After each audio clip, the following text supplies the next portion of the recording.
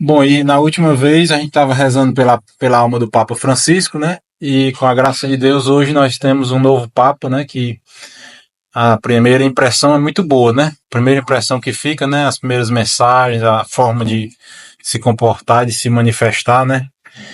E o nome que ele escolheu, né? É um nome que já diz muita coisa, né? Já dá o recado, né? O primeiro recado que o Papa dá é quando ele escolhe o nome, né?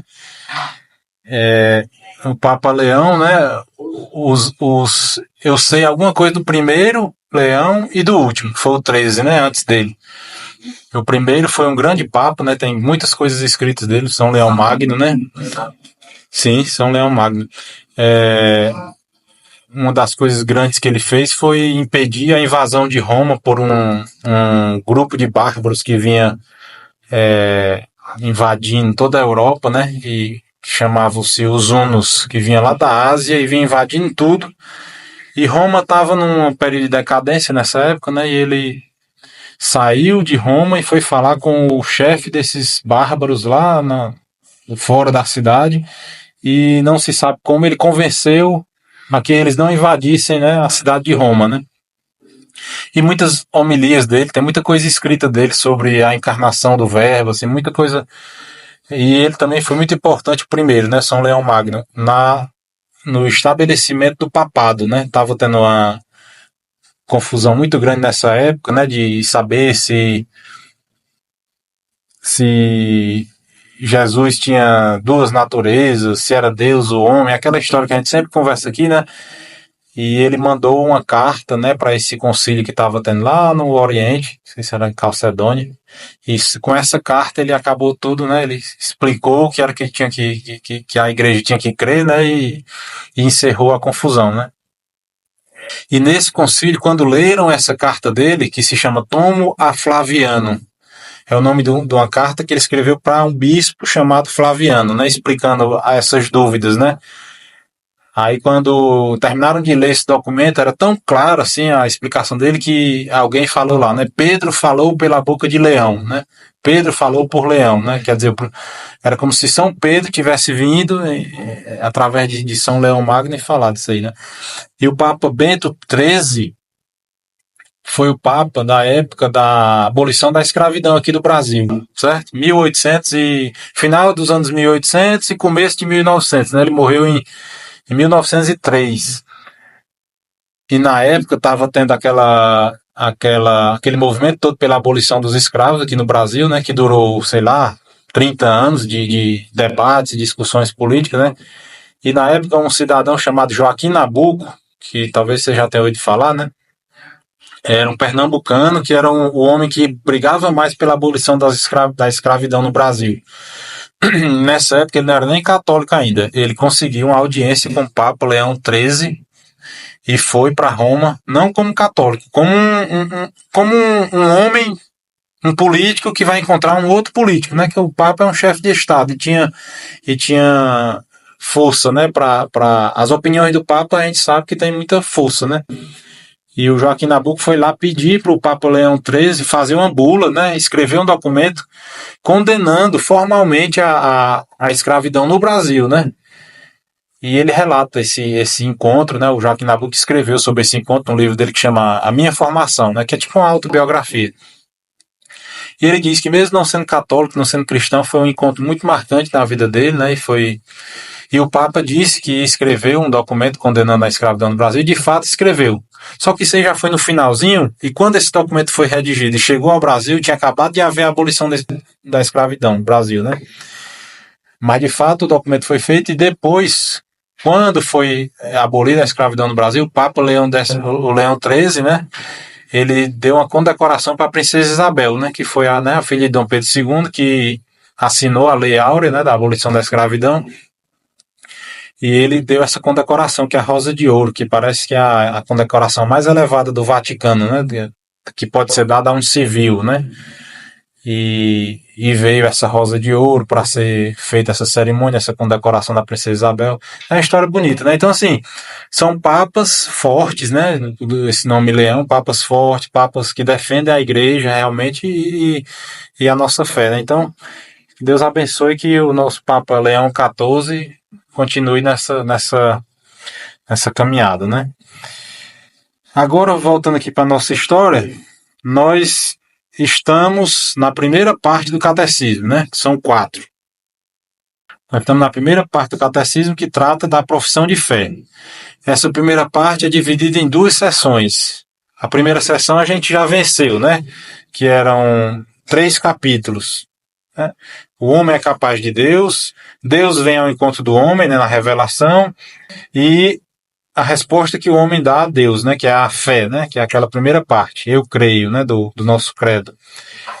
E a segunda sessão, que é onde a gente está hoje, quer dizer, a segunda sessão da primeira parte, né,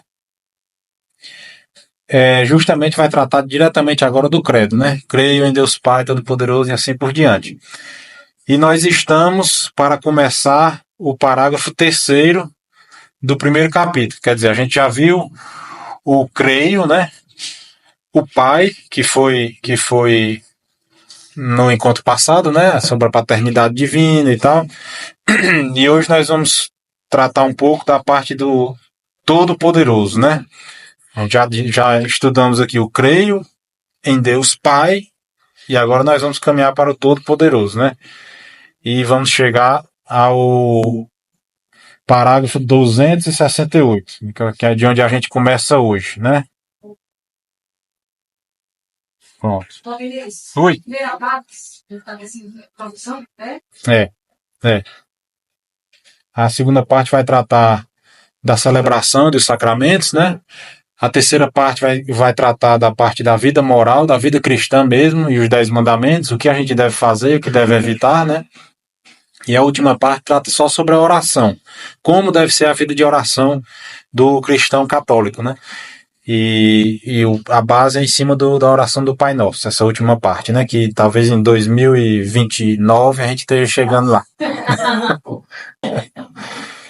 Então vamos começar, né? Parágrafo 268. De todos os atributos divinos, só a onipotência é nomeada no símbolo.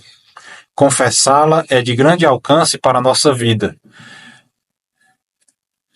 Nós acreditamos que ela é universal, porque Deus, que tudo criou, tudo governa e tudo pode.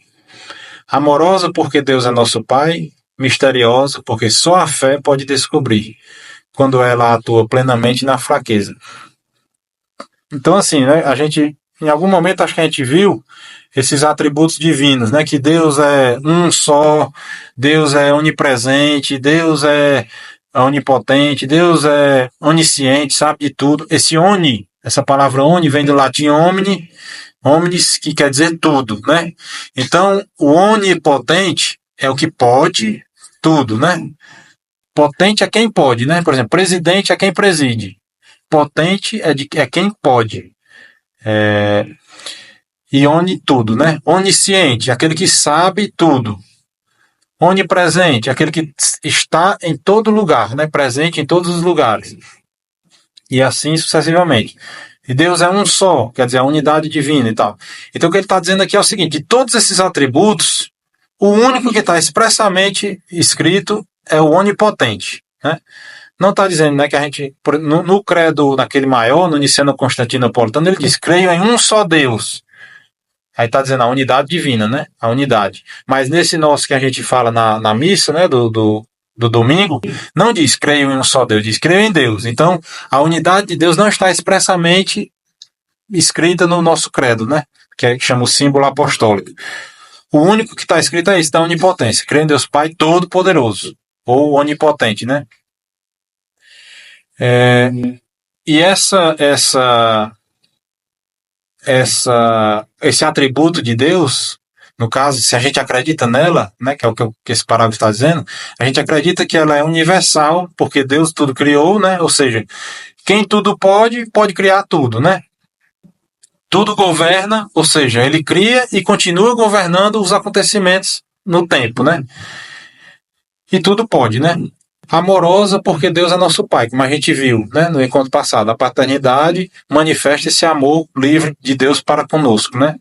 E misteriosa, né? Misteriosa, porque só a fé pode descobrir, né?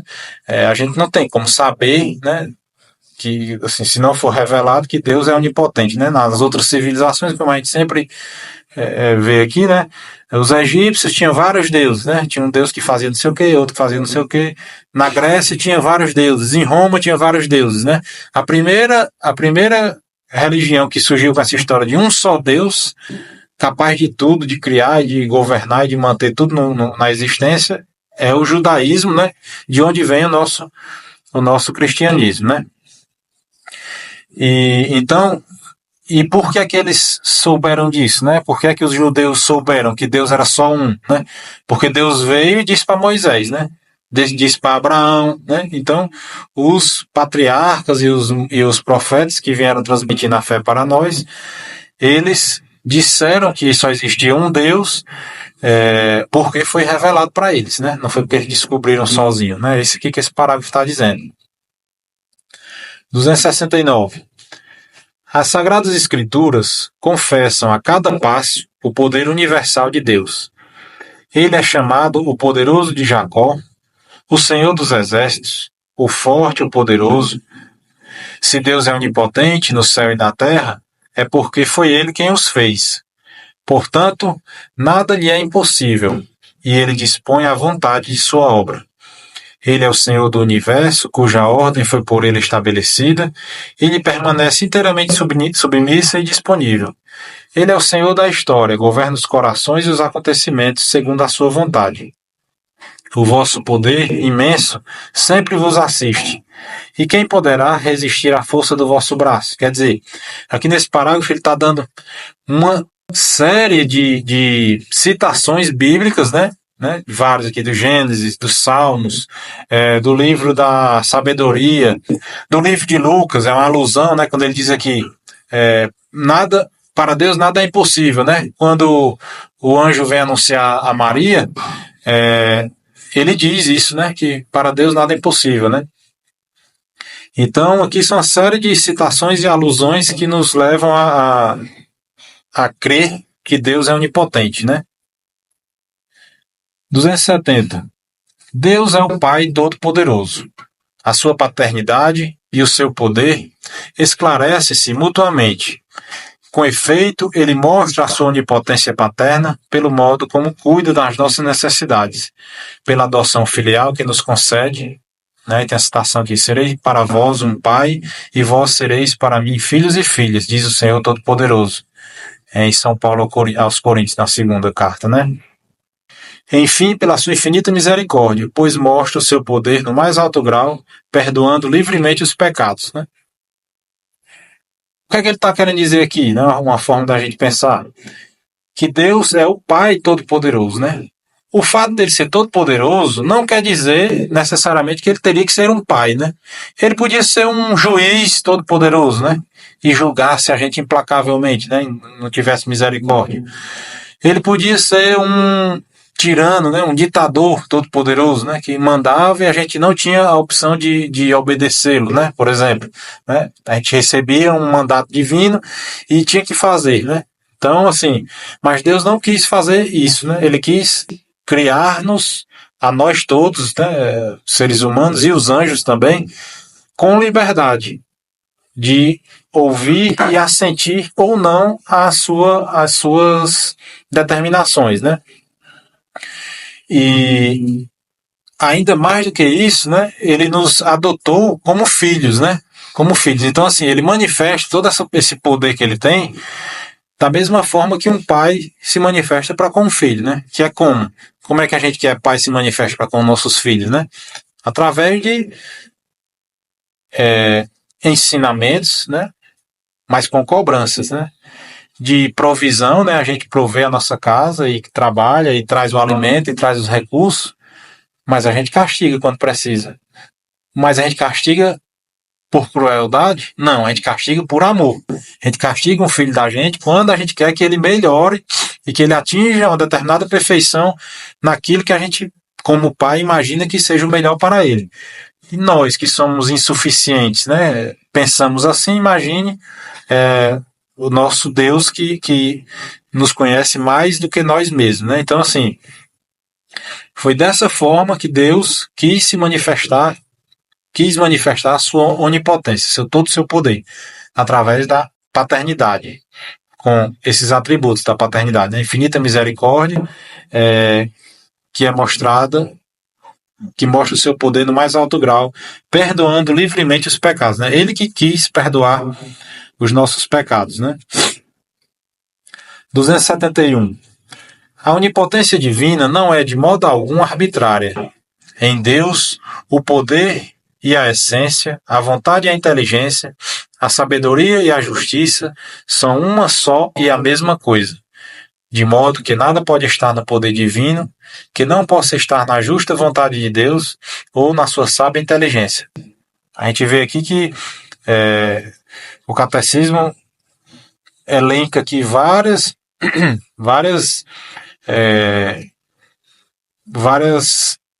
atributos de Deus, né, de como ele se manifesta para nós, né? Poder e a essência, né? A vontade e a inteligência, né, que são as potências superiores que nós temos, que os anjos têm também, né, que são as formas pelas quais a gente conhece a Deus e decide por amá-lo, né? A sabedoria e a justiça. Sabedoria, de uma forma geral, é a capacidade, né, é a virtude pela qual nós ordenamos as coisas, né? A gente conhece as coisas. É o que a gente chama de a diferença do erudito para o sábio, né? O erudito é um camarada que sabe muitas coisas, sabe muitas datas, sabe muitas ciências, tem muita cultura de história, de tudo, mas não sabe colocar cada coisa no seu devido lugar, né? A gente conhece vários exemplos desses aí. E o sábio não. O sábio é aquele que conhece muitas coisas, que sabe as causas dessas coisas, que sabe a relação entre cada coisa, uma coisa causa outra e a outra causa um e assim por diante, e sabe ordenar tudo isso para um fim último, né? Seja numa vida material, nós aqui na nossa vida, né? Organizar todas as nossas coisas, nosso trabalho, a nossa família, o nosso lazer e botar cada coisa no seu devido peso em direção a o que a gente determinar, né? Não, criar minha família ou ter dinheiro, né? Essas coisas. E, sobrenaturalmente, guiar nossas vidas e a nossa família, e quem seja da nossa responsabilidade, para Deus. Então é dispor dessas coisas em vistas de um fim último, né? Mediante a virtude da prudência. Então, parágrafo 272, né? Que é o mistério da aparente impotência de Deus.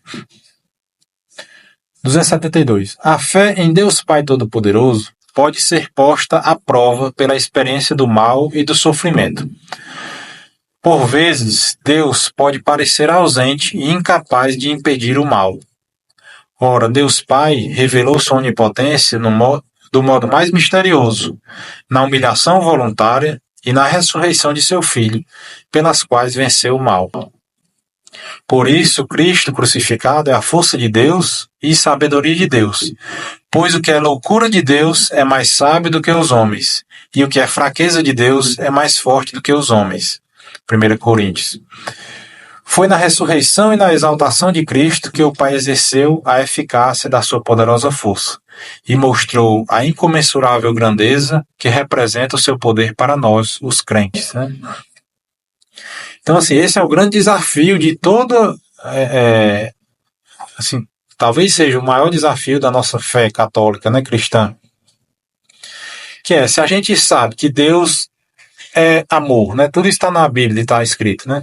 Deus é amor, Deus é onipotente, pode tudo, Deus é bom, é bom em último grau, né? Nada pode ser tão bom quanto Deus é bom, é inteligente, é sábio, é tudo que pode ser das melhores coisas que a gente possa dizer, Deus é. E como é que, mesmo ele sendo tudo isso de bom, o mal existe, né? O mal existe, a injustiça, os sofrimentos, sejam eles causados por nós mesmos, homens, né, que somos pecadores, sejam causados por fatores aparentemente não ligados à humanidade, né, como catástrofes naturais e tal. Tá tudo bem lá no Rio Grande do Sul, de repente começa a chover e a enchente mais medando do mundo e leva as casas de todo mundo e acaba com a vida de muita gente e morre muita gente. As grandes catástrofes, né? Então, assim, tudo isso é um mistério, né?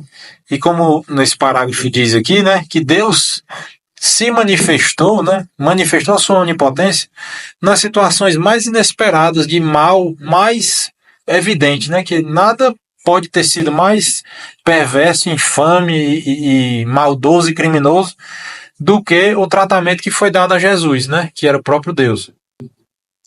Mas Deus pegou aquilo, né, e transformou em algo que a gente jamais poderia imaginar, de tão bom, que foi a ressurreição do seu próprio filho, né?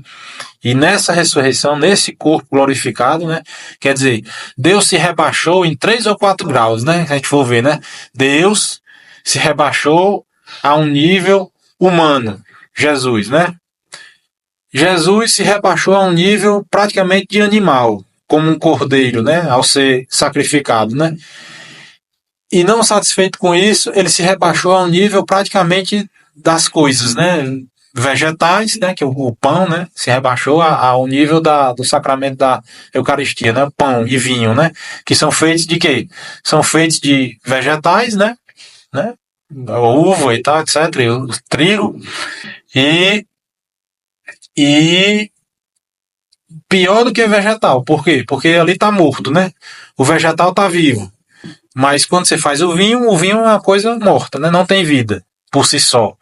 O pão não tem vida por si só. Então ele é uma coisa simplesmente material, como uma pedra, como qualquer coisa. Então, assim, Deus resolveu se mostrar, né? Mostrar essa extrema misericórdia e a sua extrema, sua onipotência mesmo, sua capacidade de vencer as maiores mazelas, consequências do pecado, né? Que é o próprio pecado e a morte, através desse rebaixamento desde o nível mais supremo, que é a divindade, se rebaixando até o nível mais inferior do que existe na criação, que é um nível simplesmente material, como pão e vinho, né?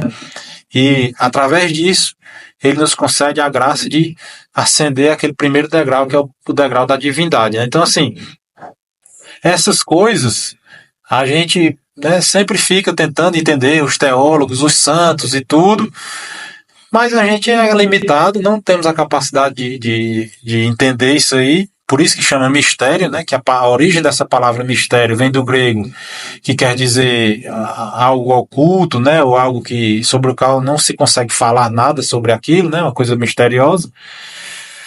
E a gente só sabe por revelação de Deus mesmo, né? Quando Deus vem, quer dizer, através de um santo, através de um grande místico, dá-nos uma revelação, né? Por exemplo, a Santa Faustina sobre a Divina Misericórdia, e assim sucessivamente, né? Porque pela nossa razão a gente não tem a capacidade de chegar a essas verdades, né? E mesmo assim, e por isso mesmo, não deixa de ser um grande mistério a gente ver esses casos de catástrofes, de males, e de injustiças e de sofrimentos, né? Se compatibilizar com a bondade de Deus, né?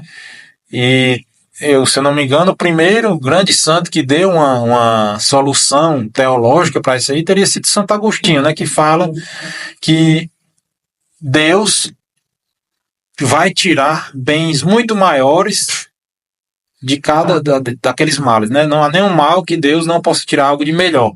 Se a gente não entende hoje, lá na eternidade, a gente vai entender. A gente tem alguns vislumbres disso aí, né? De pequenos males que a gente passa nas nossas vidas, pequenos sofrimentos, ou grandes sofrimentos mesmo que sejam, mas que com o tempo eles se demonstram com a capacidade de nos fortalecer, de nos elevar espiritualmente, de nos abrirmos. A compaixão, por exemplo, quando a gente sofre uma doença, a gente passa a se compadecer mais verdadeiramente do outro, do nosso irmão que também esteja doente, né? Quando a gente sofre na nossa família, por exemplo, com algum problema de criação dos filhos, um filho que entra no mundo das drogas, alguma coisa assim, você passa a se compadecer muito mais verdadeiramente de outras famílias que passam por esses problemas também. E assim a gente pode se abrir para elevar os nossos atos melhorar e tornar as intenções dos nossos atos mais superiores espiritualmente, né? Então, alguma coisa que eu fazia de repente só para ganhar dinheiro, né, como um trabalho, você passa a dar uma dimensão de serviço mesmo, de ajudar o próximo e, em última instância, de se elevar aos céus, né, através do serviço aos pequeninos, né? E aí, vamos em frente, né? Se alguém quiser interromper, se eu estiver falando alguma heresia, padre, por favor, me interrompa. Então, vamos em frente. Parágrafo 273. Só a fé pode aderir aos caminhos misteriosos da onipotência de Deus.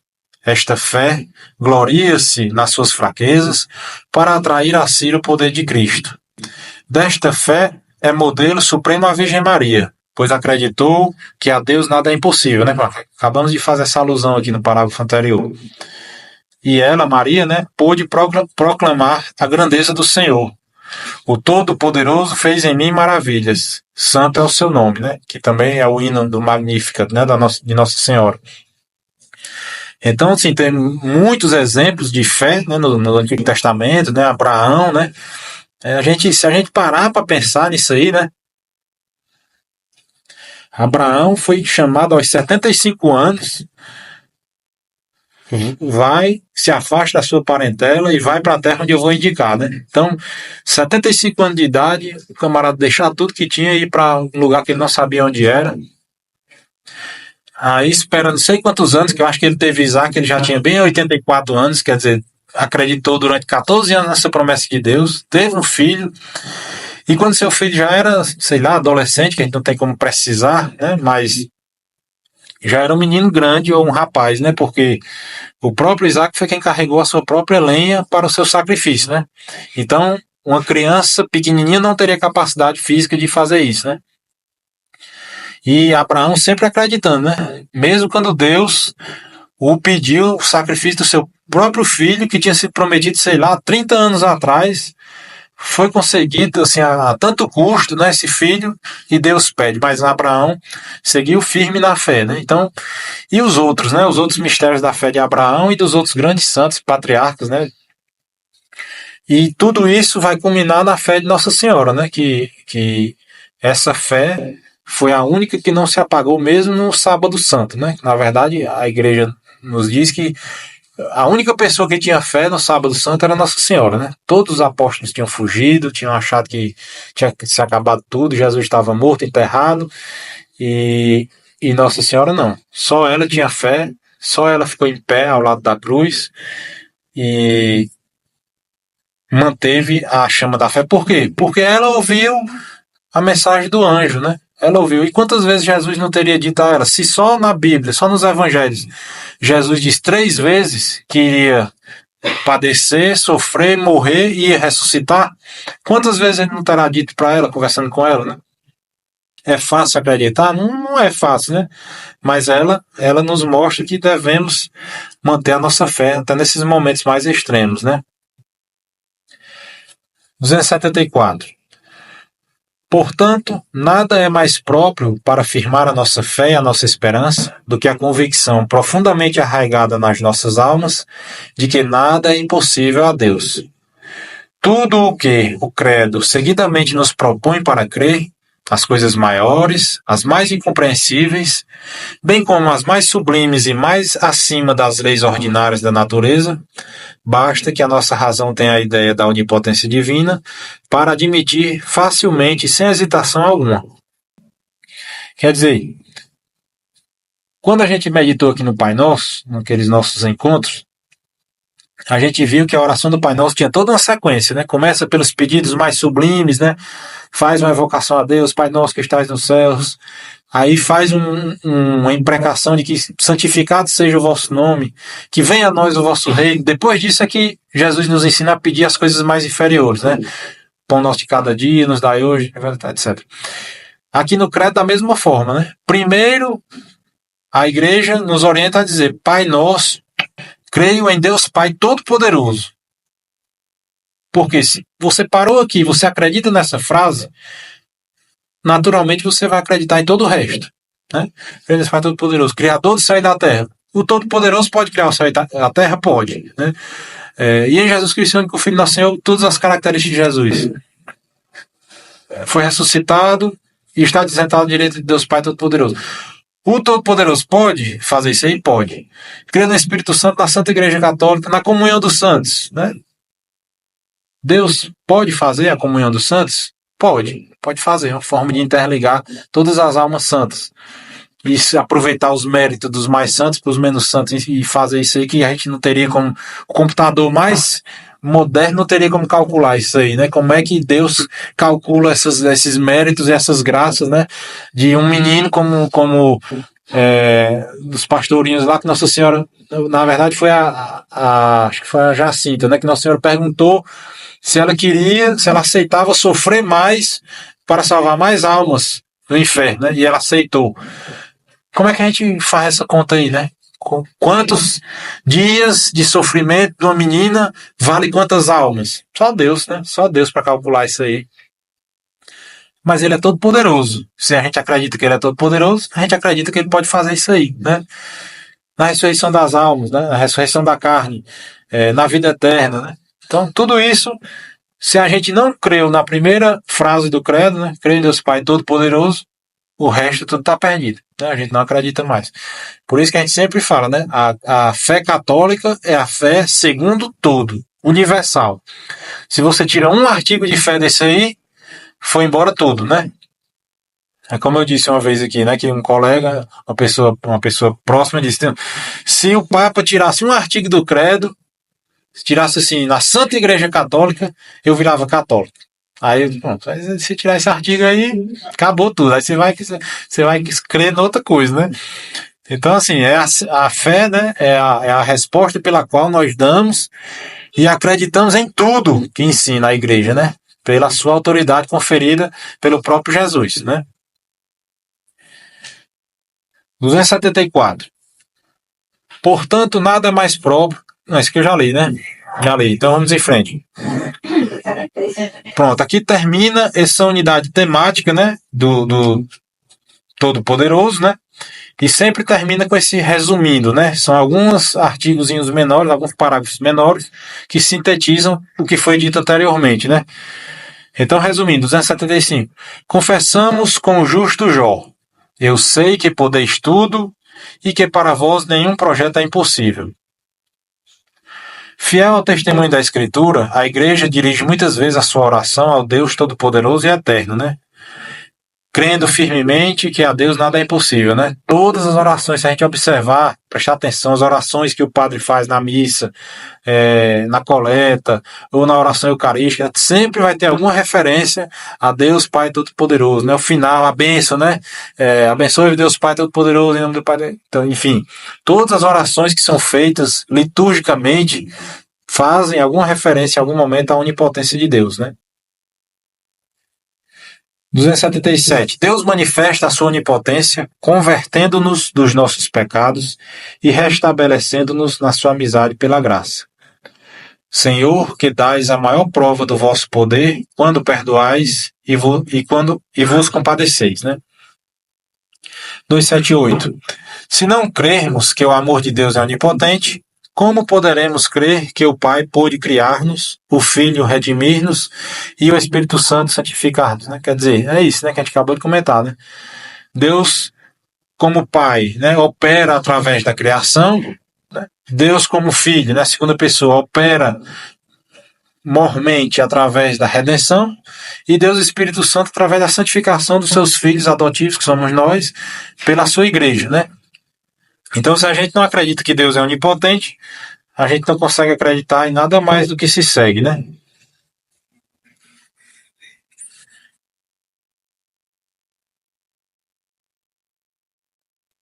Passamos agora para o parágrafo 4º.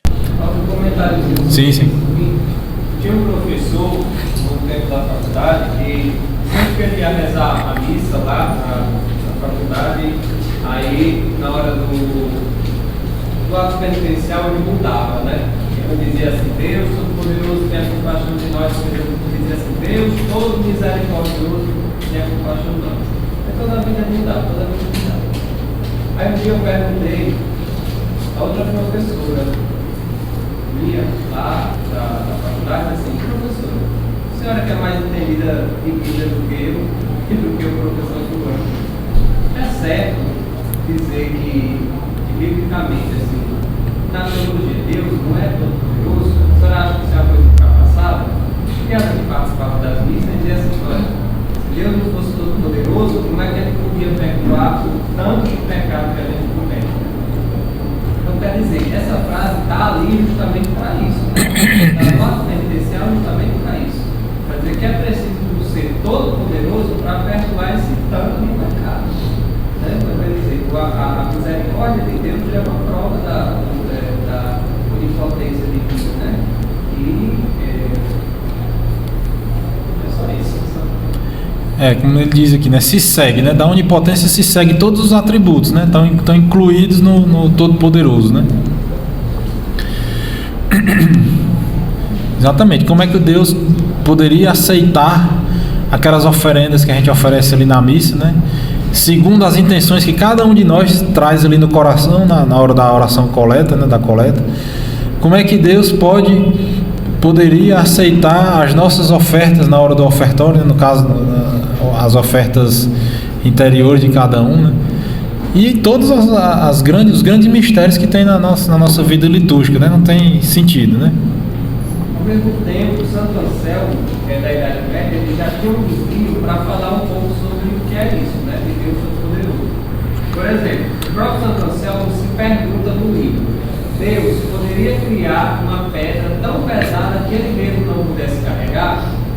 Deus poderia criar outro Deus? Então ele vai fazer uma pergunta, né? Aí ele diz, né? Não, porque se ele fizesse isso, ele não seria todo poderoso, né? Então, às vezes a nossa ideia de todo poderoso é de arbitrariedade, enquanto na realidade é segundo a ordem, né? Segundo a ordem. Então, por exemplo, Deus pode fazer com que 2 mais 2 seja 5? Não, porque 2 mais 2 é 4. Isso está dentro da ordem do que ele mesmo criou, né? Não. Então Deus não pode se contradizer. Né? Deus pode ser mau? Não. O poder de Deus, ele se harmoniza com a própria natureza dele, que é misericórdia, que é amor, que é ordem, que é beleza, né? Então não seria uma ideia arbitrária de Deus, o que é contrário do que os muçulmanos pensam. Porque a ideia muçulmana de Deus, de Allah, é que Allah é imprevisível. A gente sabe alguma coisa de Allah, mas sabe que está ali no Corão. Mas se Allah quiser, segundo eles, destruir o mundo hoje e fazer outro mundo totalmente diferente, ele faz. Se Allah quiser hoje fazer com que todas as leis da natureza sejam o contrário do que são, Allah faz. Então, o que a gente sabe é o que Allah fez, mas não o que Allah faz, nem o que Allah quer fazer. Então, essa ideia de todo-poderoso dos muçulmanos é uma ideia de arbitrariedade, que não é a nossa ideia de Deus Todo-Poderoso. Nossa ideia de Deus Todo-Poderoso é que Deus revelou quem Ele é, né? Ele revelou de fato, e isso tem a ver com a própria natureza dele. Essa natureza é harmonia, beleza, é bondade, e esse poder dele se manifesta assim, em harmonia com tudo isso. Exatamente. Vamos em frente. Parágrafo 4, né, que vai tratar do Deus Criador. Por quê? Creio em Deus Pai Todo-Poderoso, vírgula, Criador do céu e da terra. Então, assim, nós estamos seguindo sempre essa sequência, né? 279. No princípio, Deus criou o céu e a terra. É com estas palavras solenes que começa a Sagrada Escritura. E o símbolo da fé retoma-as confessando a Deus Pai Todo-Poderoso como Criador do céu e da terra, de todas as coisas visíveis e invisíveis, né? Isso está citado no Credo Niceno-Constantinopolitano, que a gente viu que é aquele outro um pouco mais extenso. Vamos, portanto, falar primeiro do Criador, depois da sua criação e finalmente da queda do pecado, de que Jesus, Filho de Deus, veio nos libertar. né? Então aqui o 279 é a introdução a esse tema do Criador, né? E ele diz o que é que ele vai falar na sequência, né? Primeiro do Criador, depois da criação, e em seguida da queda e das consequências, né? 280. A criação é o fundamento de todos os desígnios salvíficos de Deus, o princípio da história da salvação, que culmina em Cristo. Por seu lado, o mistério de Cristo derrama sobre o mistério da criação a luz decisiva. Revela o fim em vista do qual, no princípio, Deus criou o céu e a terra. Desde o princípio, Deus tinha em vista a glória da nova criação em Cristo, né? Então é isso, né? Tudo que não parecia fazer sentido no início, né? Toda aquela maldade que vinha desde o início da criação e da queda, toda a maldade que existiu, tomou um outro significado, na verdade, um verdadeiro significado, depois da vinda, do nascimento, da vida, morte e ressurreição de nosso Senhor Jesus Cristo, né? 281. É por isso que as leituras da Vigília Pascal, celebração da nova criação em Cristo, começam pela narrativa da criação. Do mesmo modo, na liturgia bizantina, a narrativa da criação constitui sempre a primeira leitura das vigílias das grandes festas do Senhor. Segundo o testemunho dos antigos, a instrução dos catecúmenos para o batismo segue o mesmo caminho, né? Então, assim, como a gente viu há pouco tempo na Vigília Pascal, né? Aquela sequência grande de leituras que tem, né? Começa lá da criação, né? Da criação e vai passando por todos os grandes momentos do Antigo Testamento, para que a gente entenda que quando Jesus ressuscitar, tudo aquilo ali toma um outro significado, né? São Paulo vai dizer, tudo isso que passou é apenas sombra do que Jesus vinha dizer, né? Todas as festas, as tradições, aquele negócio do próprio sábado, aqueles rituais que os judeus faziam, o dilúvio, que foi ressignificado com o batismo de Cristo, a Arca da Aliança, que foi reconfigurada, ressignificada como a igreja e a Barca de Pedro, e assim sucessivamente. Tudo aquilo que passou toma um novo significado com a ressurreição de Cristo, né? Então, 282. A catequese sobre a criação reveste-se de uma importância capital. Diz respeito aos próprios fundamentos da vida humana e cristã, porque torna explícita a resposta da fé cristã à questão elementar que os homens de todos os tempos têm vindo a pôr-se. De onde viemos? Para onde vamos? Qual a nossa origem? Qual o nosso fim? De onde vem e para onde vai tudo quanto existe?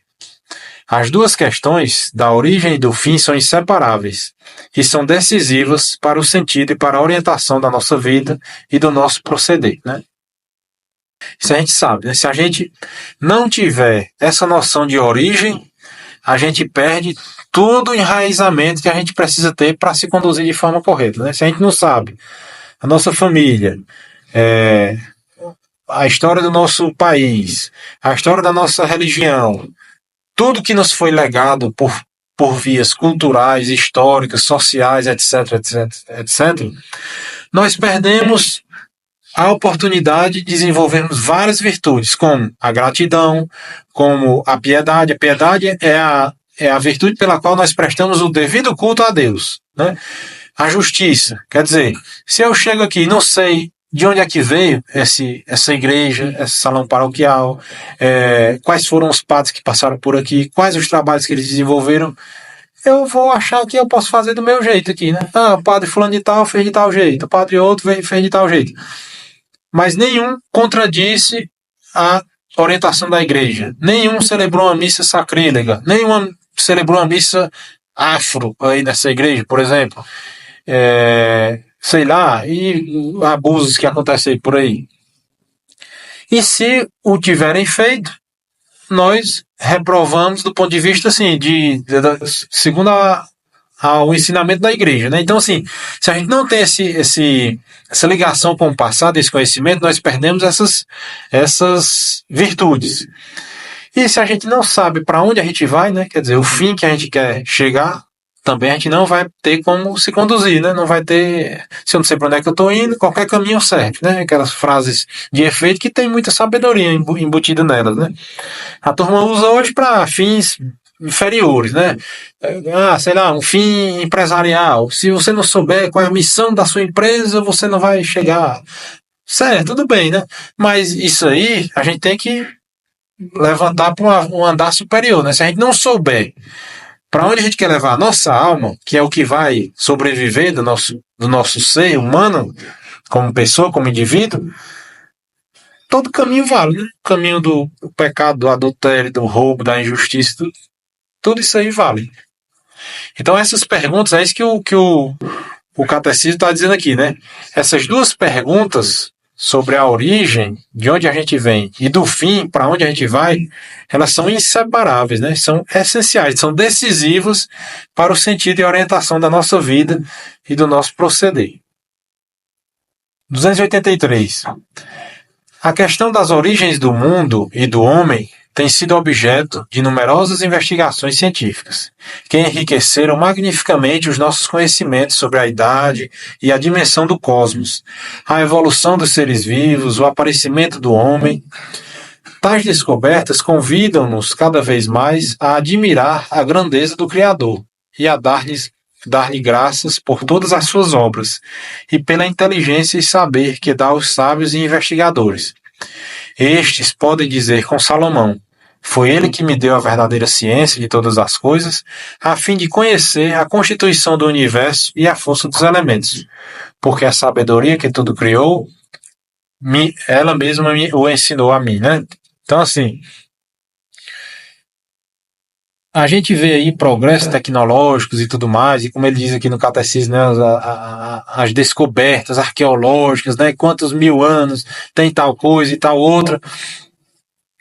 E a gente pode pegar dois caminhos com isso aí, né? Você pode, se não tem fé, né, você pode se ensoberbecer, né, os cientistas cada dia se encherem mais do seu ego, né, e achar que são capazes de tudo, e sem nenhum freio moral, sem nenhuma orientação superior, achar que podem tudo, né? Ao ponto de criar novos seres humanos por clonagem, por exemplo, de criar, sei lá, de querer mudar, como o Padre Diogo falou, as leis eternas que foram criadas por Deus, como, por exemplo, a questão da sexualidade masculina e feminina, que Deus criou a gente assim, homem e mulher os criou, está escrito lá no Gênesis, né?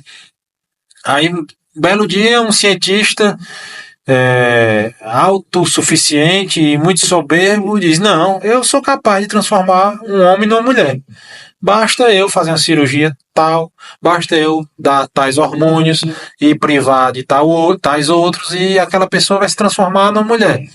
Quer dizer, isso é a soberba em último grau, né? Mas o catecismo está dizendo que a gente pode tomar um outro caminho. E a cada descoberta dessa que a gente faz, a gente descobre mais um aspecto, mais uma perfeição que Deus já tinha criado, que estava apenas esperando que algum homem mais sábio, ou um conjunto de homens, né, cientistas, estudiosos, etc., descobrisse, né? E a partir dali se maravilhar e dar mais glória a Deus, né? É o que Aristóteles diz, né? Todo conhecimento começa no espanto, né? O espanto. O que é esse espanto? Eu demorei para entender, eu ficava ouvindo essa frase, meu Deus, o que ele está querendo dizer com isso? É o espanto perante a maravilha do que está aí na nossa frente, né? Você vê a coisa mais simples do mundo, sei lá, um formigueiro funcionando com toda aquela organização, em vistas aquela formiga principal, a rainha, né? A abelha da mesma forma, os vegetais, né? Os climas, os ecossistemas, os astros, tudo tão perfeitamente criado. Aí depois os cientistas descobrem com um microscópio que tudo isso é formado por coisas menores ainda e mais magníficas ainda, né? Uma célula humana, a riqueza que tem naquilo ali. E depois outros mais inteligentes ainda descobrem que tem os átomos e a química e a física. E quando você vai ver o modelo que eles descobrem lá, que o átomo é uma bolinha ao redor da qual giram outras bolinhas, né? Tem o núcleo do átomo e as bolinhas girando ao redor, igual ao universo, né? Nós temos o Sol e os planetas girando. Então, assim, a gente pode, se a gente tem fé, a gente olha para isso e se espanta com a maravilha. Como é que Deus criou o universo dessa forma, e o homem passou milhares e milhares de anos olhando para o céu e vendo tudo girar e achando bonito e perfeito. E quando vai ver o microscópio, as coisas menor que existem são os átomos e os elétrons, funcionam da mesma forma que o universo. Quer dizer, isso aí é para gerar esse espanto, esse maravilhamento, e a gente dá mais glória a Deus. E com esse conhecimento a gente poder melhorar a nossa vida aqui, dando glória a Deus, né? Assim como na medicina, né? Cada medicamento novo que se descobre, graças a Deus que a gente conseguiu descobrir isso, que já existia, que já estava aí pronto para ser descoberto, e que o homem descobriu, a gente vai poder aliviar determinados sofrimentos ou curar determinadas doenças. Bom, mas vão surgir outros, né? Vão surgir outros. Curaram a tuberculose, que era uma doença mortal. Aí hoje aparece, sei lá, o autismo, né? Aí aparece o Alzheimer. Aí curaram curaram a lepra e aparece outra doença. E é assim. É assim. Aí você cria um remédio para curar uma doença e daqui a 20 anos descobre que aquele remédio causa outra doença, né? Criaram um remédio, não sei para quê, uma talidomida, que era um remédio, acho que era para doença de pele. Aí esse remédio dava malformações nas crianças, nascia as crianças sem braço e sem perna. E aí? Volta atrás, dá um passo atrás. Eu achava que isso era bom, não é. Ou então, é bom, mas se for usado seguindo determinada forma, né? E vamos tentar descobrir qual é a forma correta de usar aquilo ali. E sim, todos os segmentos da nossa vida, né? Como o Padre Diogo disse, Deus criou, tem lá no livro da sabedoria, acho que vai ser até citado isso aqui. Deus criou tudo com peso, extensão e comprimento. Não sei exatamente a citação, mas é mais ou menos isso. Deus criou tudo com forma, com proporção, com harmonia. Harmonia o que é? Harmonia é uma adequada interação entre partes diferentes, né? Nosso corpo está em harmonia quando? Quando o nosso coração está agindo em conformidade com a função dos rins, que está em conformidade com a função dos pulmões, do intestino, do cérebro. Quando um desses órgãos falha, toda a harmonia do corpo é quebrada e a gente adoece e morre. Pode morrer, né? Então, assim, Deus criou tudo com harmonia. Então, a gente tem que se direcionar a essa harmonia. E descobrindo essas pequenas harmonias, nós vamos reforçando cada vez mais na nossa fé que existe a harmonia suprema e que a gente deve buscá-la. Se a gente acha tão bonita uma música perfeitamente harmônica, bem tocada e bem executada, qual não será a beleza da harmonia da música tocada no céu, por exemplo, né? Então, assim, tudo que a gente acha bonito aqui na Terra, a gente deve saber que aquilo é uma manifestação de uma perfeição que Deus tem em último grau na eternidade, né? Que a gente deve buscar, porque a gente reconhece que é bom. 284. O grande interesse atribuído a estas pesquisas é fortemente estimulado por uma questão de outra ordem, que ultrapassa o domínio próprio das ciências naturais. Porque não se trata apenas de saber quando e como surgiu materialmente o cosmos, nem quando é que apareceu o homem, mas, sobretudo, de descobrir qual o sentido de tal origem, se foi determinada pelo acaso, por um destino cego ou por uma fatalidade anônima, ou antes por um ser transcendente, inteligente e bom chamado Deus. E se o mundo provém da sabedoria e da bondade de Deus, qual a razão do mal? De onde ele vem? Quem é por ele responsável? E será que existe uma libertação do mesmo? Quer dizer, do mal, né? Então, assim, basicamente é isso, né? Aquela história das 5 vias de São Tomás de Aquino, que a gente tanto falou aqui, né? A quinta via, que é a que mais me chamou a atenção quando eu vi pela primeira vez, que é a via da ordem, né? Sempre que a gente capta, entende, vê que tem alguma coisa em ordem, a gente sabe que alguma coisa, alguém inteligente criou aquela ordem, né? Eu dou esse exemplo, né? Quando a gente chega aqui e vê essas cadeiras tudo arrumado direitinho, os ar-condicionado ligado, as luzes, tudo funcionando direitinho, a gente sabe que antes de a gente chegar aqui, alguém veio e ajeitou tudo isso, né? alguém construiu esse prédio, alguém botou esse piso, alguém construiu esses banheiros, alguém instalou esses ar-condicionados, fez instalação elétrica com a iluminação e botou esses equipamentos aqui. Alguém fez isso. E a gente supõe que foi uma pessoa inteligente. Não foi um jumento, um cavalo ou 10 cavalos que chegaram aqui, saíram chutando as coisas e as coisas ficaram bem direitinho, né? A gente sabe que quem organiza as coisas são pessoas dotadas de inteligência, de saber que essas cadeiras tem que ficar aí de frente para quem vai ficar aqui na mesa, de quem vai dar aula, né? Porque senão, se fosse... Pode ser até uma pessoa, mas se não tiver inteligência, se for um retardado mental, por infelicidade não tenha o uso da inteligência, bota essa mesa de cabeça para baixo ali perto do banheiro, bota as cadeiras umas viradas para a parede, outras viradas para o outro lado, e quando a gente chegar aqui a gente vai ver. Ou andaram aqui destruindo tudo, ou foi um doido que ajeitou isso aqui, né? Então, assim, quando a gente vê as coisas dispostas com ordem, na mesma hora a gente percebe que alguma coisa inteligente por trás, alguém inteligente criou aquilo ali e dispôs daquela forma. E qual não seria a inteligência do ser que criou e dispôs a nossa Terra, né? Como a gente acabou de ver aqui. Desde o átomo menor que tem, sei lá, acho que é o hidrogênio, o menor átomo que existe, até o maior constelação e galáxia do meio do mundo aí, que está no meio do céu, e tudo se organiza, né? Tudo, né? A Lua, que está lá no céu, mexe com o mar aqui, que mexe com a questão do humor dos seres vivos aqui, muda a questão de... ordena a questão de, por exemplo, de reprodução de animais, né? Quem tem a história de quem cria camarão aqui na região sabe que quando é noite de lua cheia, os camarões ficam tudo doidos, vão para a flor da água e a confusão é grande e para de comer. Quer dizer, tudo está interligado na criação e de forma harmônica. Então, qual não seria a inteligência por trás disso aí? Porque a gente sabe... E quem estuda, essa é uma pergunta que eu me fiz em algum momento, ainda não achei resposta, assim, do ponto de vista dos ateus, né, que acreditam que o mundo apareceu do nada, assim, jogaram um monte de coisa sozinha e essas coisas foram se juntando e apareceu esse mundo aí. Se os próprios cientistas, os físicos, né, que a gente aprende isso no colégio, dizem que tudo tende à corrupção, né, os filósofos já sabiam disso, né, tudo que está aqui no meio do mundo tende a se corromper, ou se destruir, né? Nós tendemos para a morte, que é a corrupção do nosso corpo, né? Nós tendemos... tudo que a gente cria tende a se corromper. Esse computador tende a se quebrar. Em algum momento ele não vai funcionar mais. O nosso carro tende a se acabar. A nossa casa tende a cair, se a gente não estiver dando manutenção. Tudo no mundo tende à corrupção. Aí eu fico me perguntando, em que momento essa lei da aleatoriedade, que esse pessoal que não acredita em Deus, né, acha que tudo começou, aí foi se organizando as coisas.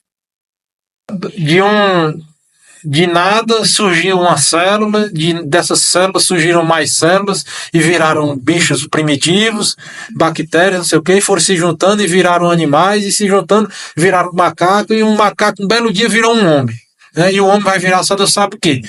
Mas em que momento essa tendência para se organizar se transformou numa tendência para se desorganizar? Né? Porque se tudo tendesse a se desorganizar desde o começo, desde o início da coisa que esse pessoal diz que começou o mundo, aquilo ali nunca teria se organizado, já que a coisa, tudo tende a se acabar, né? Então aquela porqueira que começou tudo, que eu não sei como é o nome que eles dão, ia tender a se acabar mais ainda, né? Então, assim, talvez eles tenham alguma explicação aí dessa história aí. Não tem, a gente sabe que não tem. Mas, olhando para isso, a gente percebe que existe um Deus criador por trás de tudo que a gente vê, né? Parágrafo 285. Desde os princípios que a fé cristã teve de defrontar-se com respostas diferentes da sua sobre a questão das suas origens, né? De fato, nas religiões e nas culturas antigas encontram-se muitos mitos relativos às origens. Certos filósofos disseram que tudo é Deus, que o mundo é Deus, ou que a evolução do mundo é a evolução de Deus, o panteísmo. Outros disseram que o mundo é uma emanação necessária de Deus, brotando de Deus como de uma fonte, e a ele voltando. Outros ainda afirmaram a existência de dois princípios eternos, o bem e o mal, a luz e as trevas em luta permanente, que são o dualismo e o maniqueísmo. Segundo alguma dessas concepções, o mundo, pelo menos o mundo material, seria mau, produto de uma decadência e, portanto, objeto de repúdio ou de superação. Isso é outra heresia, chamada gnose, gnosticismo, né? Outros admitem que o mundo tenha sido feito por Deus, mas à maneira de um relojoeiro, que depois de ter o feito, o abandonou a si mesmo, o deísmo, né? Outras, finalmente, rejeitam qualquer origem transcendente do mundo e veem nele puro jogo de uma matéria que teria existido sempre, materialismo. Todas estas tentativas dão testemunho da permanência e universalidade do problema das origens. Ou seja, sempre o homem quis entender essa origem, né? É uma busca própria do homem. A gente não vê nenhum outro animal querendo saber isso, né? O animal quer saber se come, se dorme, se reproduz e pronto. Não sabe nem que vai morrer, né? Os animais não sabem nem que vão morrer, né? Ele só sabe que tem que acordar, comer, beber água. Aí um dia passa uma fêmea emitindo um cheiro que diz para ele que ele deve se reproduzir, ele vai lá, se reproduz e pronto. E um belo dia ele acorda morto, como diz aí no popular, né? Um belo dia morreu, pronto. E aí seguem os outros. Mas o homem não. O homem tem uma série de coisas que em todos os lugares do mundo, em todas as épocas, sempre uma dessas coisas é isso, é procurar as origens, né? A gente sempre tem essa vontade de saber, né? Quem eram os nossos antepassados e tudo mais. Isso é uma coisa natural do ser humano, né? 286. Não há dúvida de que a inteligência humana é capaz de encontrar uma resposta para a questão das origens. Com efeito, a existência de Deus Criador pode ser conhecido com certeza pelas suas obras, graças à luz da razão humana. Isso a gente já viu lá no começo, né? Que é uma das formas que Deus se dá a conhecer para nós. Mesmo que tal conhecimento muitas vezes seja obscurecido e desfigurado pelo erro. E é por isso que a fé vem confirmar e esclarecer a razão na compreensão exata da verdade. Pela fé, sabemos que o mundo foi organizado pela palavra de Deus, de modo que o que se vê provém de coisas invisíveis. É o que a gente vê lá no Gênesis, né? Gênesis descreve a coisa de uma forma simbólica, né? Em dias, né? Em 7 dias, 6 dias e mais o 7º dia, e o que o homem teria sido feito do barro e inspirado o ar nas suas narinas, né? Isso aí pode ser visto como uma coisa simbólica, né? Porque a própria teoria do Big Bang, né, que é a explosão primordial, né, aquilo ali foi desenvolvido por um padre belga, eu acho, lá da Bélgica, que, bom, começou de uma explosão e as coisas começaram a se organizar e tomar forma desse jeito. Nada impede que tenha sido feito assim.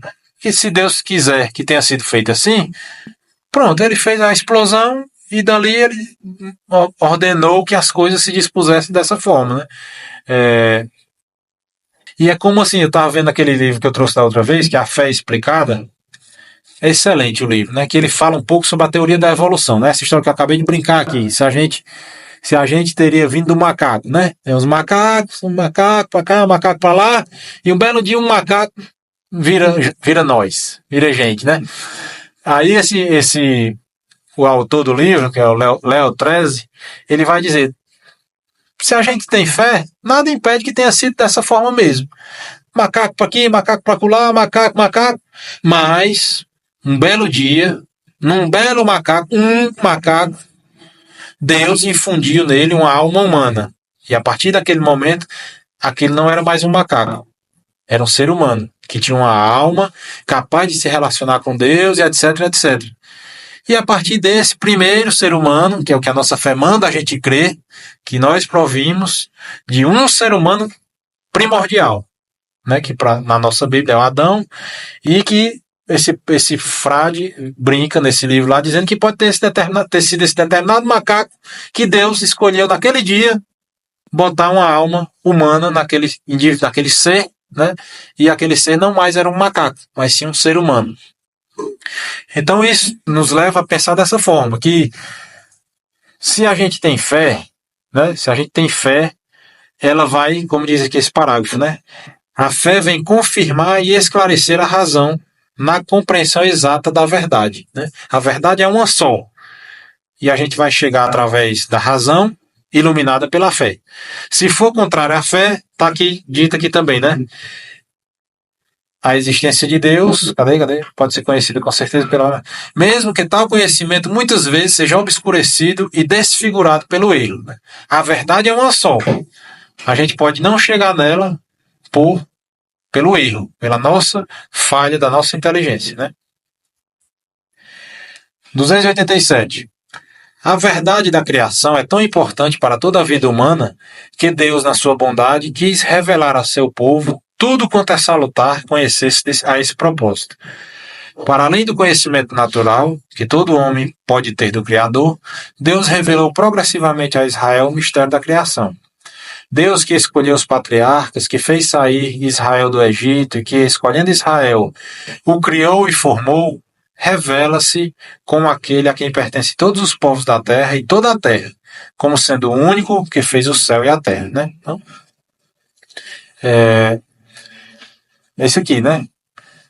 Todas as civilizações que não tiveram contato com os judeus, nem com nada dessa revelação, né? Tinham as suas teorias, né? Lá na Grécia tinham várias teorias, né? Tinha um filósofo lá que dizia, não, no princípio tudo era água, né? Tudo veio da água, né? Que era o princípio era o caos, né? Caos em grego é desordem, né? Tudo desordenado. E um belo dia o caos se transforma em cosmos. Cosmos é ordem, harmonia. Daí que vem a palavra cosmético, né? Cosmético é alguma coisa que a turma passa na cara para ver se harmoniza um pouquinho. Tampa um buraco, esconde uma coisa que está muito grande, aumenta uma coisa que está pequena para dar uma harmonia, né? Não é isso? Tudo que é cosmético quer buscar melhorar essa harmonia, esse cosmos, né? Aí um dizia que era água, né? Mas a água por quê? Porque a água, se você olhar para a água é um elemento que está presente em tudo, é um elemento que pode assumir toda e qualquer forma, né? Se você bota água num copo, ela assume a forma do copo, se você bota numa jarra, ela assume a forma da jarra. Então, no princípio, era como água.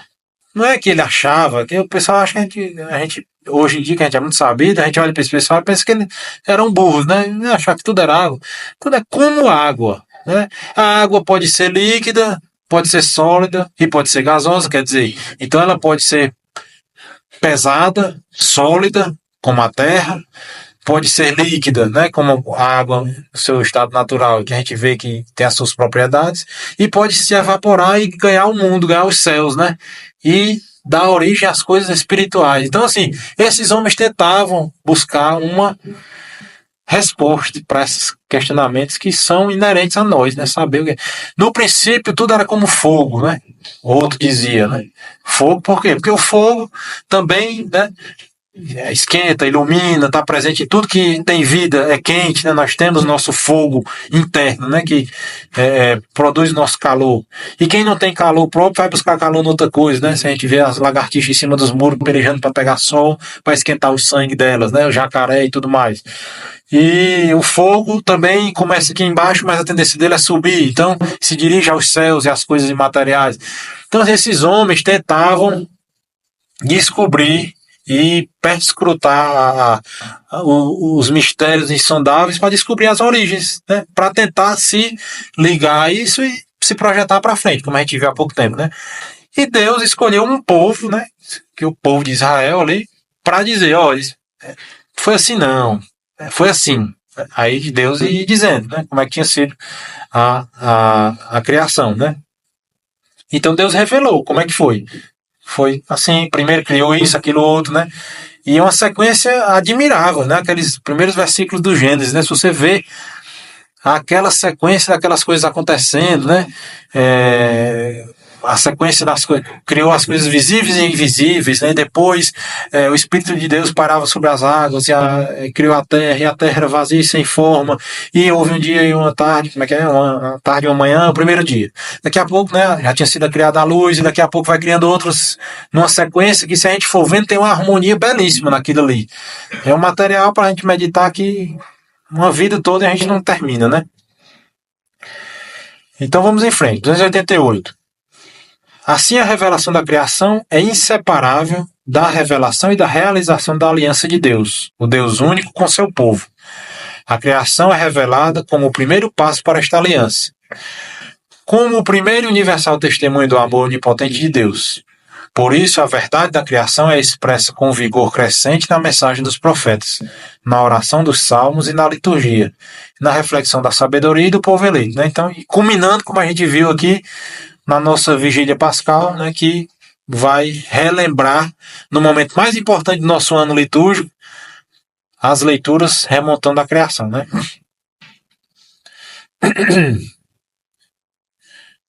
289. Entre tudo quanto a Sagrada Escritura nos diz sobre a criação, os 3 primeiros capítulos do Gênesis ocupam um lugar único. Do ponto de vista literário, esses textos podem ter diversas fontes. Os autores inspirados puseram-nos no princípio da Escritura de maneira a exprimirem, na sua linguagem solene, as verdades da criação, da sua origem e do seu fim em Deus, da sua ordem e da sua bondade, da vocação do homem, enfim, do drama do pecado e da esperança da salvação. Lidas à luz de Cristo, na unidade da Sagrada Escritura e da tradição viva da Igreja, essas palavras continuam a ser fonte principal para a catequese dos mistérios, do princípio. Criação, queda, promessa da salvação. Quer dizer, criação, queda no capítulo 3 do Gênesis e promessa da salvação, que é o proto-evangelho, né? Que são aqueles versículos em que, né, Deus vai dizer uma série de coisas para o diabo, para a mulher, né? E vai dar o primeiro anúncio de que vai mandar um Salvador, né? O primeiro anúncio de que ele vai mandar um Salvador. Então, naquele início, nos 3 primeiros capítulos do Gênesis, está todo esse mistério já em semente, né? E aqui ele diz aqui, né? Do ponto de vista literário, esses textos podem ter diversas fontes, né? O bispo Dom José Falcão, né, num curso que ele tem do Gênesis, de graça no YouTube, são 98 vídeos de 1 hora. 98 vídeos de 1 hora sobre o Gênesis, versículo a versículo. Aí ele diz lá que os estudiosos aí, da turma da linguística e tal, descobriram que existem 4 fontes. O Gênesis, o livro do Gênesis, que é atribuído a Moisés pela tradição, mas ele tem 4 fontes diferentes. Eles estudam lá, né, as palavras utilizadas, as formas de escrita. Determinada forma de escrita era comum no século fulano de tal. Determinada outra forma não existia naquele século, mas em outro. Então, aí ele dá lá os nomes, são as fontes javista, eloísta, deuteronomista e fonte sacerdotal. São 4 fontes. Aí ele até chama de que o Gênesis é uma coxa de retalhos. É tanto que tem versículos que se repetem, às vezes a gente vai lendo o Gênesis, ele acabou de dizer uma coisa aqui, 2 versículos depois ele diz a mesma coisa, como se fosse outra pessoa que tivesse colocado aquele versículo lá. Mas a nossa fé nos faz a sentir que todos esses escritores, tenha sido 1 ou 4 ou mais de 4, foram inspirados por Deus, né? Já que o livro do Gênesis é um livro canônico.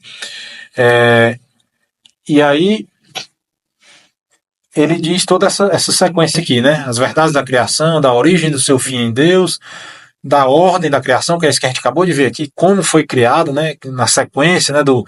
Da terra, primeiro luz e trevas, depois terra e firmamento, depois os seres mais inferiores, os vegetais, as plantas, os animais, e depois, no final, que é criado o homem, né? E ao homem é dado submeter a criação, né? Dar nome às coisas e tal.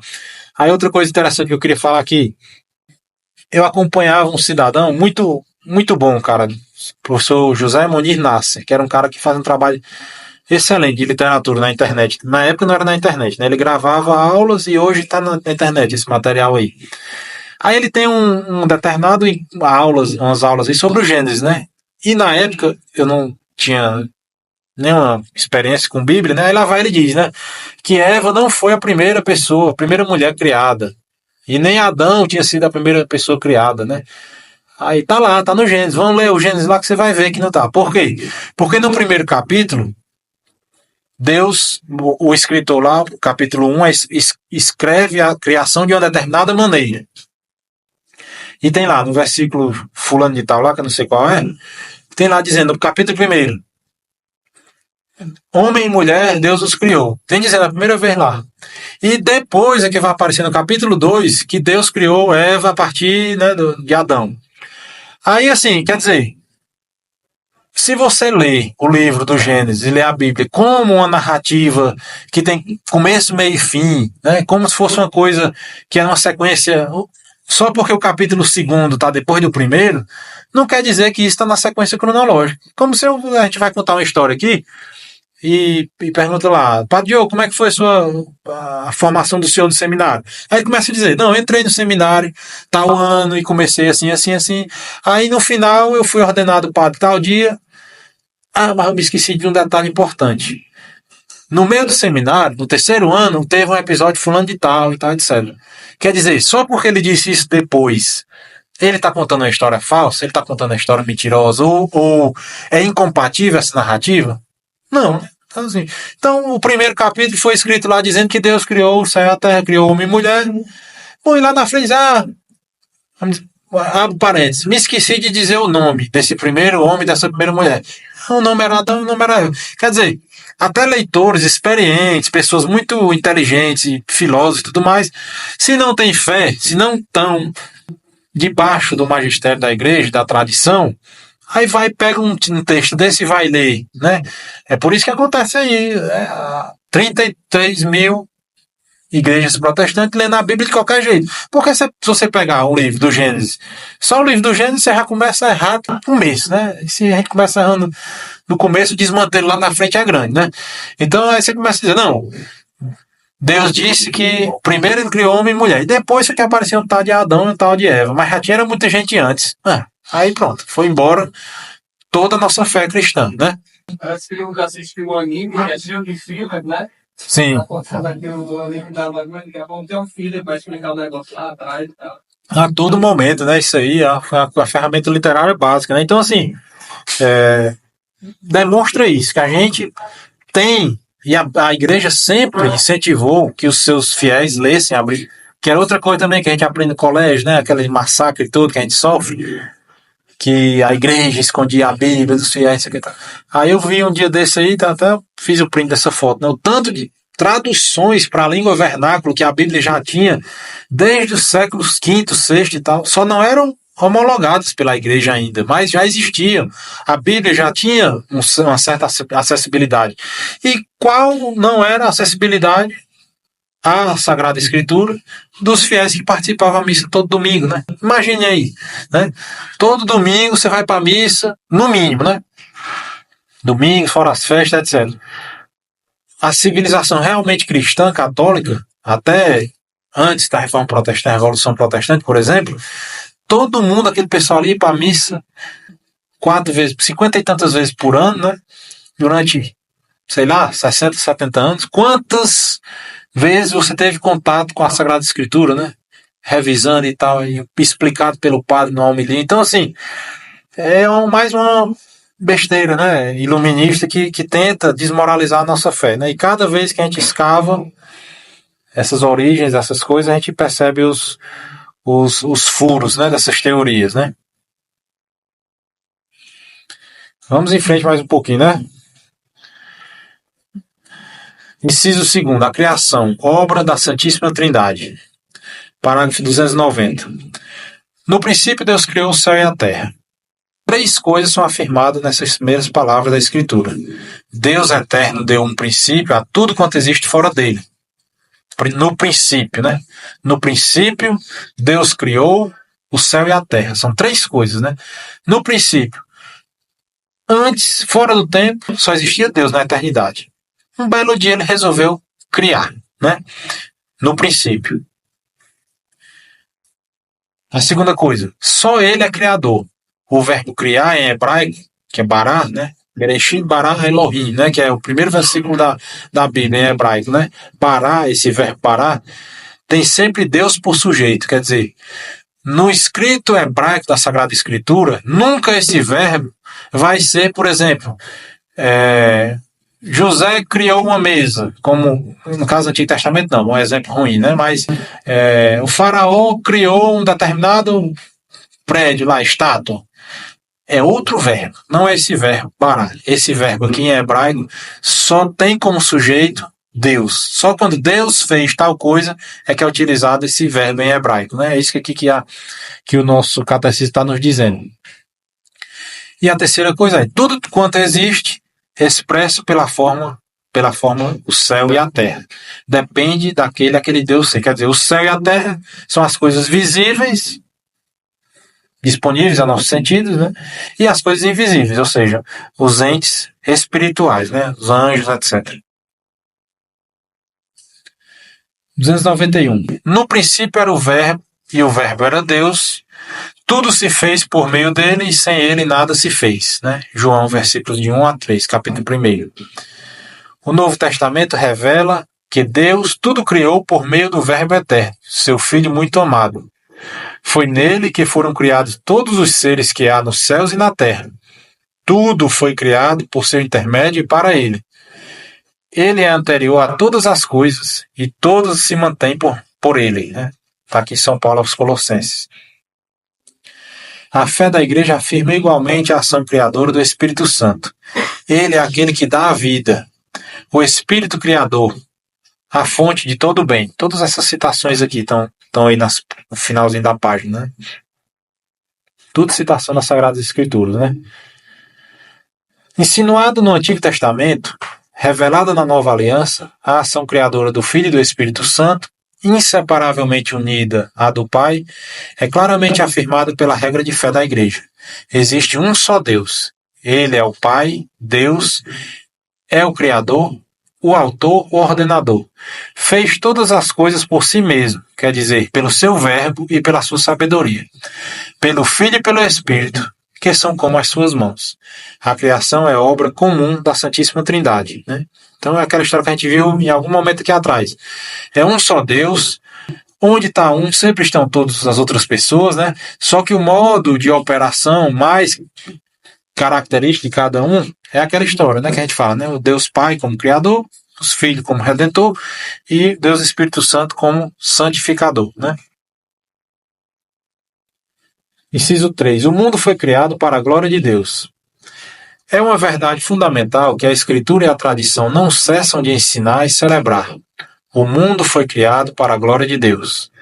Deus criou todas as coisas, explica São Boaventura, não para aumentar a sua glória, mas para a manifestar e para a comunicar. Para criar, Deus não tem outra razão senão seu amor e sua bondade.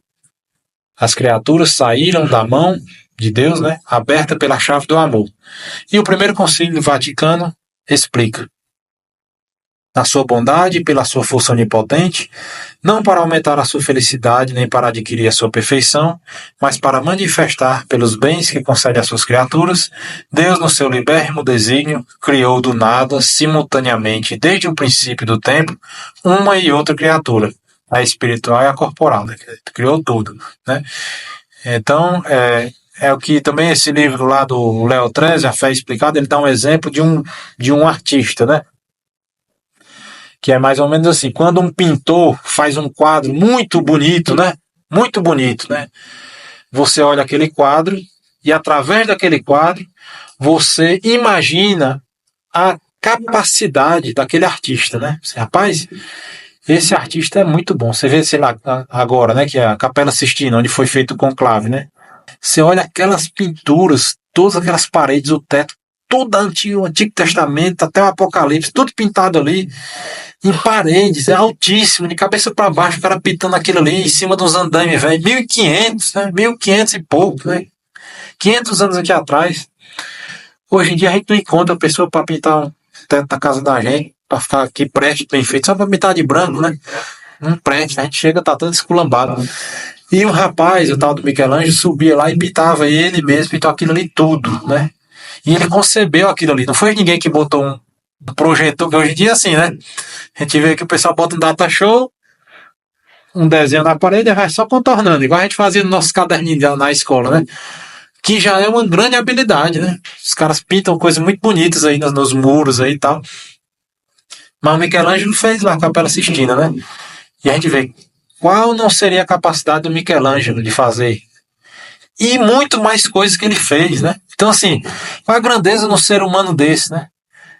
Estátuas, né, esculturas, até soneto. O cara era um poeta, tem um soneto belíssimo que ele fez no fim da vida, né, quando ele percebe, né, esse soneto, eu não sei decorado, né, mas ele diz mais ou menos assim, né, a arte da qual eu fui servo e fui Deus É como se ele se reconhecesse, né? Eu fui um servo da arte e fui um dos deuses dela, né? Fui um dos maiores expoentes da arte. Ele sabe que ele fez coisas belíssimas, né? Hoje eu sei que é uma frágil barca, né? É a frágil barca essa arte aí, né? E que pode me conduzir a 2 portos. A 2 portos, que é as 2 mortes que ele diz, né? Essa barca que ele andou o conduziria a 2 mortes, né? A 2 portos. De um porto eu tenho certo, que é a morte física, né? E da outra eu me amofino, ele diz, né? Porque eu não tenho certeza que é o destino eterno. Ele não sabia que ele seria ser salvo, né? Por mais que ele tenha pintado as glórias de Deus aqui na terra, ele tinha certeza de uma das mortes, né? Que é a morte física, né?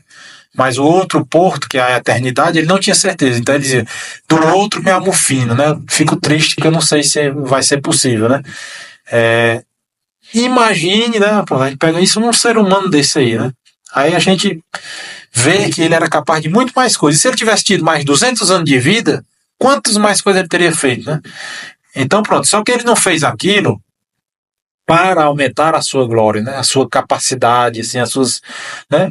Ele tinha em si todas essas capacidades de fazer tudo que ele fez, as pinturas, as esculturas, os poemas, tudo que ele fez, e muito mais, que ele não fez porque era um ser contingente preso ao tempo, e a vida dele tinha uma limitação.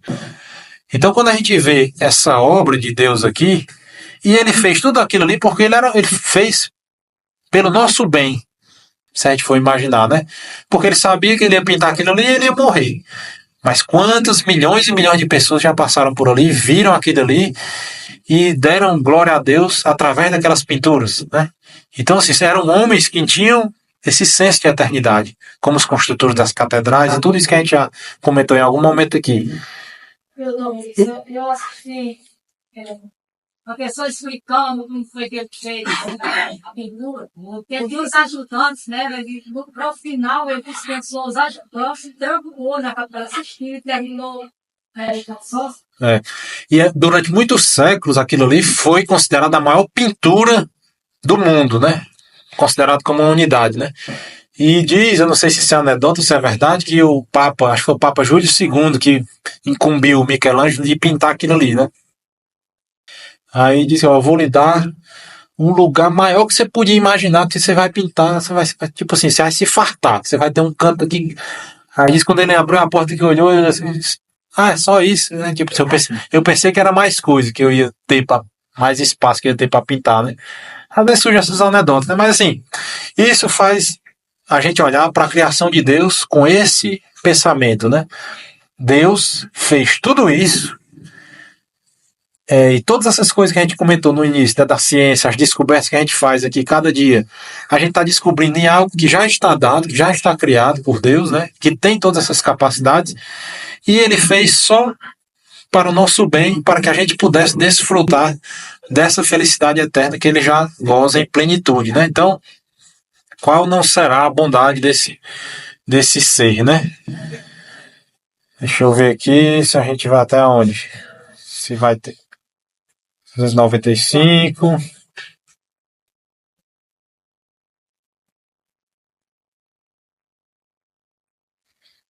Acho que dá para ir até o 299 aqui.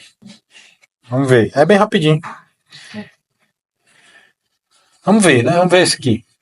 294. Já foi, não? A glória de Deus está em que se realiza essa manifestação e esta comunicação da sua bondade, em ordem às quais o mundo foi criado. Fazer de nós filhos adotivos por Jesus Cristo, né? Assim aprove a sua vontade para que fosse enaltecida a glória de sua graça. Porque a glória de Deus é o homem vivo e a vida do homem é a visão de Deus. Se a revelação de Deus pela criação já proporcionou a vida a todos os seres que vivem na terra, quanto mais a manifestação do Pai pelo Verbo proporciona a vida aos que veem Deus. O fim último da criação é que Deus Pai, Criador de todos os seres, venha finalmente a ser tudo em todos, provendo ao mesmo tempo a sua glória e a nossa felicidade.